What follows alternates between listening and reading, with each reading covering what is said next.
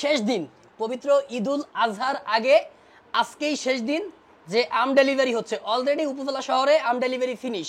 শুধুমাত্র কেবলমাত্র একমাত্র বাংলাদেশের সকল জেলা শহরে এসএ পরিবহনের মাধ্যমে সকল জেলা শহরে, অর্থাৎ সদরে, আপনার উপজেলা সদর, লক্ষ্মীপুর সদর, কুমিল্লা সদর, নোয়াখালী সদর, এরকম সদরে আজকে আম ডেলিভারি হচ্ছে।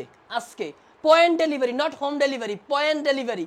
এছাড়া ঢাকা সিটিতে আজকেও হোম ডেলিভারি হচ্ছে, পয়েন্ট ডেলিভারি হচ্ছে, ধরলাম হোম ডেলিভারি, আর ঢাকা সিটিতে হোম ডেলিভারি।